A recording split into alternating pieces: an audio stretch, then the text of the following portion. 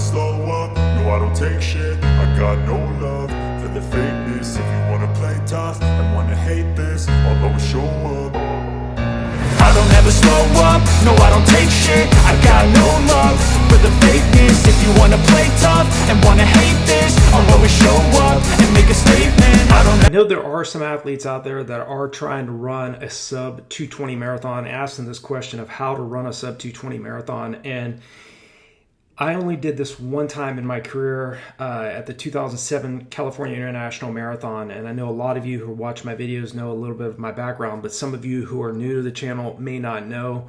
I started off running the marathon at the 2002 New York City Marathon, where it was my debut. I was a part of an armed forces team that started in last place for lung cancer research there. So we weren't allowed to start the race until every runner ahead crossed the start line. And so we started in dead last, 32,189th place, and I finished as the team's top finisher in 257th place in 2 hours, 43 minutes, and 36 seconds. That being said, it took me from 2002 to 2007 to lower my PR from 243.36 to 219.35. Okay, I ran that at the 2007 California International Marathon, finished in 4th place and as the top American. And some of the things that I want to share with you all that are trying to run the sub 220 marathon barrier is, above all else, you have to be relentless. Anybody that's going after a sub 220 marathon had better have their goal in sight. They better be willing to put in the heavy work that's involved in order to do this. When I ran sub 220, I knew I was capable of doing it, even though I was still I lowered my PR from 243.36 down to 240.02 at the 2007 Grandma's Marathon. I went out in 1:10.31 through the first half marathon, which at that time was my PR for the half marathon. I was still at 2:28 marathon pace through the 20-mile mark, and then pretty much just fell apart in the last 10 kilometers and ended up running 240.02. So drastic slowdown. It wasn't until after finding out that I was borderline anemic. I always share with athletes that are trying to run faster from the 800 meter all the way up to the ultra marathon distance is to consider getting a blood test. Okay, my ferritin levels were at 21 nanograms. Okay, Dr. Jovial says if you are above anywhere from 30 to 300 nanograms, your body's ability to transport oxygen, your cell's ability to transport oxygen throughout the body is simply not going to be there. Okay, so I was borderline anemic. I definitely knew I had the capability, but I just wasn't able to sustain my paces, and I was having problems holding paces in workouts as well. So once I got my ferritin level above 80, I started running faster times, new PRs. That really helped me to increase my overall strength to break that 220 barrier. I mean, for me personally, initially the 220 marathon barrier wasn't a goal of mine. It was actually, I was capable of doing it if everything went perfectly right. But my goal at that time was breaking 2 hours and 22 minutes flat, which was the 2008 USA Track and Field Olympic Trials B standard time.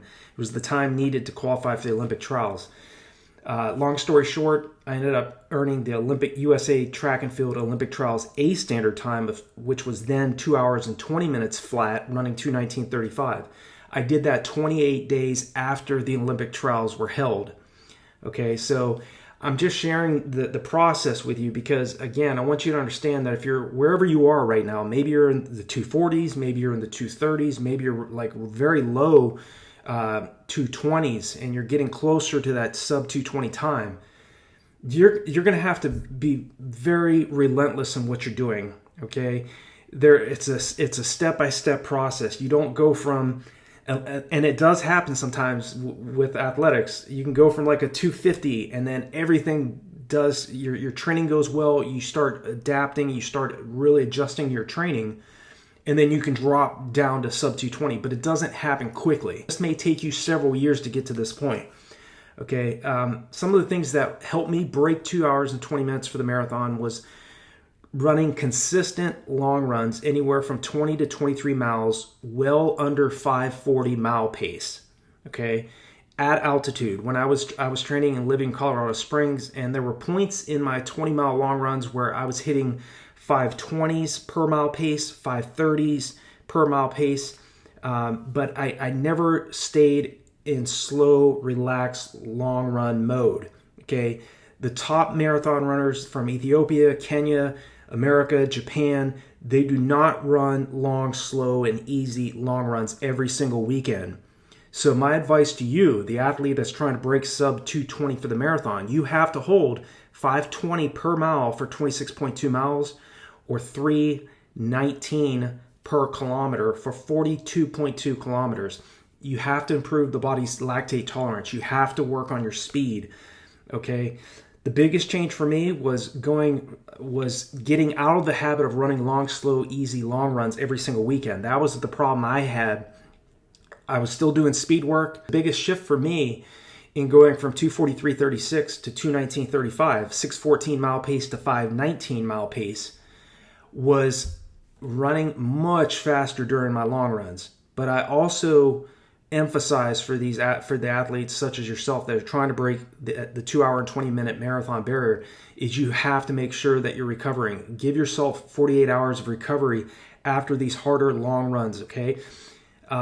It's not going to happen quickly. You're not going to just go out and start doing 20-mile long runs or 23-mile long runs where you're running consistently under 550, 540s, 520s, 530 per mile pace. Okay, or very low 320s, 330s per kilometer pace throughout that entire long run. So remember, the top coaches in the world state that it takes about 28 days for the body to adapt to the stresses you're placing on it. Okay, so you have to make sure that your buildup in trying to break a sub 220 marathon is very long. Okay, 20 to 24 weeks preferably. Okay, you do not want to cram all of your training in a short amount of time, like an 8-week or 12-week block of training, even 16 weeks. This is an elite time. I mean, breaking 3 hours is an elite time in my opinion, but breaking 2 hours and 20 minutes for the marathon, very few runners around the world do this on a yearly basis. Okay, it's very small, maybe like 1% to 2% of marathoners that start marathons each year run 2:19.59 or faster. So you have to make sure you're paying attention to strength training. I don't think you need to be in the gym more than once per week, but just focus on the core muscles of the body, keeping your upper body strong. Planks, medicine ball drills, push-ups, sit-ups, box jumps, acceleration drills. Make sure you're working on your speed and leg turnover. You need speed to break the 2 hour and 20 minute marathon barrier. You need stamina. You need a strong endurance base. You need a strong, long endurance aerobic base. Mileage have built that prior to starting a specific marathon buildup. Okay. This was without a doubt the most difficult goal that I achieved, the most difficult thing that I did as an athlete. Okay, I'm 47 now. I did it when I was 31. Do I still envision running even faster at 47 than I did at 31? Of course, your goals need to be big. You need to be thinking very large goals, not just small goals that are manageable. Get outside of your comfort zone. This is definitely going to force you to do so. Okay. The sub 220 marathon barrier, you have to live and breathe running. Okay, there's no way around it. Okay, you're not going to run a sub 220 marathon by just being interested in running fast. Okay, if you are not consistent, I mean, even what Dr. Jovial says, he says if you miss a day, you're out of it. You don't miss. Okay, so you have to make sure that you are 100% locked in and decide for yourself now what it is, where you want to go, what is your why, what's going to drive you to get under this sub 220 marathon barrier. Definitely another piece of advice, find a flat course. Berlin, Valencia, Rotterdam, Chicago, the monumental Indianapolis Marathon, California International Marathon, but make sure you're doing a lot of hill work if you're planning on running that particular race. Sim is, or as we call it, Sim. That's where I ran 2:19.35 at. It is not flat. It's a rolling course. It's all up. There's a lot of ups and downs in that course. There are flat sections. There's downhill sections.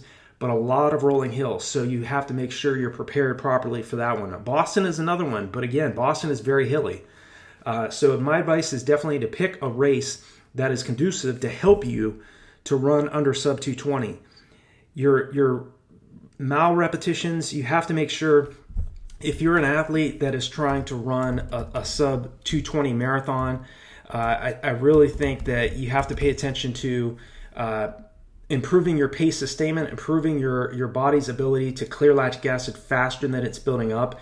And some of the key workouts that I would recommend for athletes that are trying to run under this, I mean, getting to a point where you can do 1,600 meter reps on the track at around 440 to 445 per rep with 2 to 3 minutes of recovery. Okay, now again, you don't start off doing 6 reps. And again, I would even advise working up toward 10. Okay, some of the top coaches out there, Renato Canova, Dr. Joe Vigil, a lot of them push between 6 to 10 1-mile reps on the track, 1,600 meter reps, a little short of 1 mile. But again, you have to start somewhere. So it might mean starting off doing 3 to 4 1,600 meter reps at around 505 to 506 per rep for those repetitions. Okay, might mean doing or doing like 10 1K reps on the track, starting off at around 310 in the early build-up, and then working your way down to around 245 to 252 per rep with a 3-minute recovery. Okay, a lot of the workouts I was doing, like I was doing 10 to 12 800s under 220 per 800 meter rep with 90 seconds of recovery. I was doing, like I mentioned here, the 1,600 meter reps between 442 to 446 on the track. Solo, a lot of times I was doing workouts by myself. 1,400s, a lot of times I was running reps anywhere from around 65 to 67 seconds per rep with 60 seconds of recovery in between each one of those repetitions. Doing repeat 2 miles on the track, or repeat 3,200 meters, okay, 18 meters shy of 2 miles, but roughly 2 miles, well under 10 minutes per rep with a 5-minute recovery in between each one. A lot of times I did 3 to 4 5-kilometer reps on the roads, running those reps around 16 flat to 1605 per 5K rep. So it was 20 kilometers of very fast running with very minimal floats in between, like a 4 to 5 minute jog float in between each one of those reps. So how to run a sub 220 marathon, there's nothing easy about it. You have to focus on your volume. You have to focus on quality work rather than just easy aerobic mileage. If you're running too much aerobic mileage, you're never going to break a sub 220 marathon. It's not going to happen. You really have to focus on very high quality running as well as your recovery. Make sure that you're paying attention to mental rehearsal, mental training, as well as physical training, so that you combine both of those together. Okay, this is what the top runners are doing. Okay, they're not just focused on physical training. It's just physical training alone. If you're doing just that and you're not focusing on your nutrition, your rest, your recovery, your hydration, if you're not practicing drinking during your long runs and taking in calories during your long runs and not doing that in the race, you're never going to break 2 hours and 20 minutes. There's no such thing as a so-called wall in the marathon. You don't have to experience that, okay? A lot of times we hit the wall because either we've went out way too anaerobic in the early stages of the race and we just blow up in the second half. A lot of times it's hugely a big reason is because we neglected nutrition, we were dehydrated, and that drastically affects us as well. So definitely make sure that you pay attention also to energy expenditure in the race if you're trying to break sub 220. Always focus on a negative split. When I did it, I went out in a positive split. I went out 107.09, came back with a 112.26 the second half. Okay, I don't necessarily always advise that unless you are ready to do it. Okay, I was still at 5:11 mile pace through the 20 mile mark. We hit at 144.05, so I was still at about 2:15, 2:16 marathon pace through the 20 mile mark.